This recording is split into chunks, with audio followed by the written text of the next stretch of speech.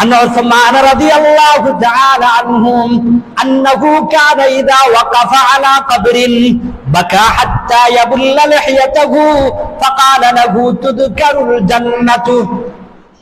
الجنة والنار ولا تبكي وتبكي من هذا.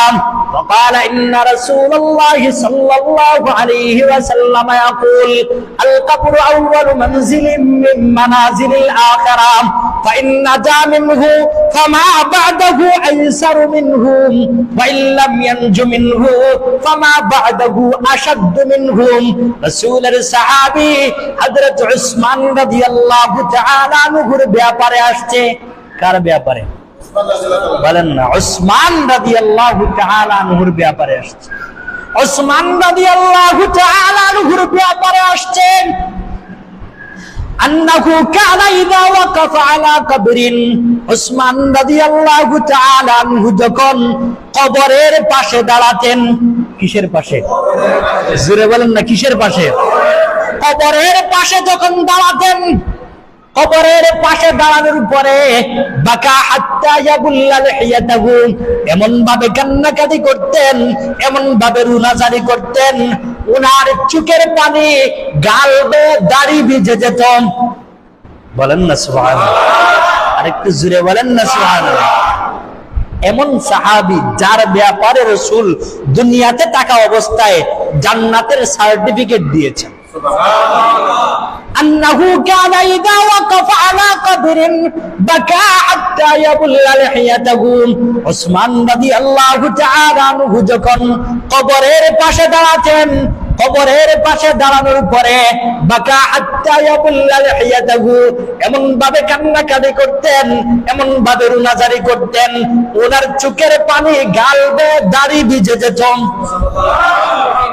কেউ একদল জিজ্ঞাসা করলো, ও উসমান, ও উসমান, ফাকিলা লাহু তুযকারুল জান্নাতু ওয়ান নারু ওয়ালা তাবকি, আপনার সম্মুখে জান্নাতের আলোচনা করা হয়, আপনার সম্মুখে জাহান্নামের আলোচনা করা হয়।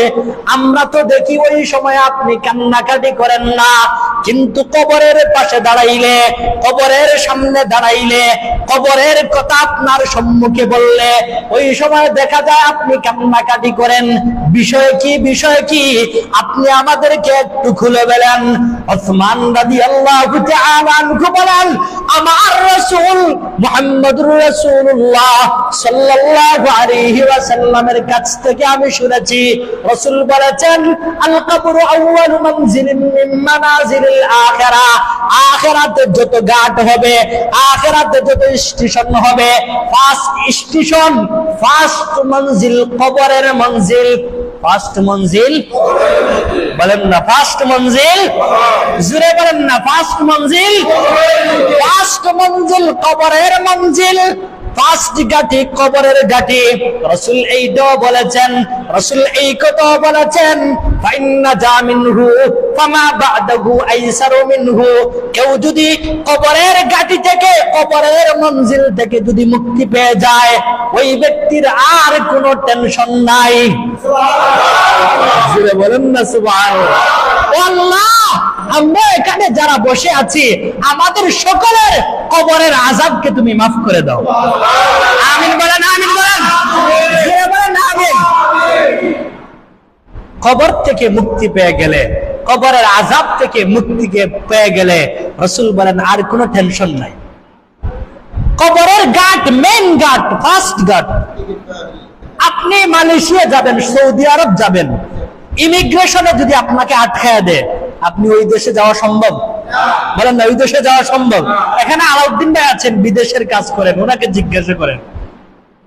আপনার ইমিগ্রেশন থেকে যদি আপনাকে ফিরাইয়া দেয়, জীবনেও আর আপনি হাঁটা ছাড়া, নৌকা ছাড়া, জাহাজ ছাড়া আর আপনি ওই দেশে যাইতে পারবেন না। ঠিক তেমনি ভাবে আখিরাতের ইমিগ্রেশন হইল কবর। বলেন না, আখিরাতের ইমিগ্রেশন। রাসূলের সাহাবী উসমান রাদিয়াল্লাহু তাআলা আনহু বলেন, রাসূল বলেছেন, ফাইন্না জামিনহু ফামা বা'দাহু আইসারু মিনহু। আমি কবর দেখলে কাঁদি কেন? আমি কবর দেখলে কান্নাকাটি কেন করি? আমার রাসূল বলেছেন, ফাইন্না জামিনহু ফামা বা'দাহু আইসারু মিনহু। আমার কোন উম্মত যদি কবরের ঘাটি থেকে মুক্তি পেয়ে যায়, কবরের শাস্তি থেকে মুক্তি পেয়ে যায়, তার আরো যত ঘাটি আছে, আরো যত মঞ্জিল আছে, সব মঞ্জিল, সব ঘাটি তার জন্য আসান হয়ে যাবে।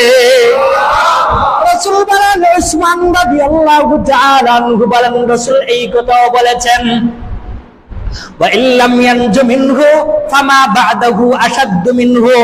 আর যদি কোন উম্মত যদি কবরের মধ্যে ধরা খেয়ে যায়, কবরের মধ্যে তাকে শাস্তি দেওয়া হয়, কবরের মধ্যে যদি তাকে আযাব দেওয়া হয়, ওই উম্মতের পেরেশানি আর কষ্টের কোনো সীমা থাকবে না।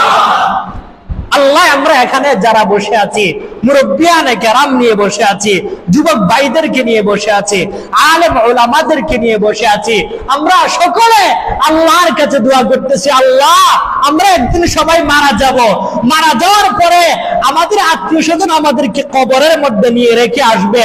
আল্লাহ, তুমি দয়া করে আমাদের কাউকে তুমি কবরের মধ্যে আযাব দিও না। আর জোরে বলেন না আমিন। আর একটু জোরে বলেন না আমিন। ভাই, কার আমিন আল্লাহ কবুল করেন, এটা তো আমরা কেউ বলতে পারি না। মুহতারাম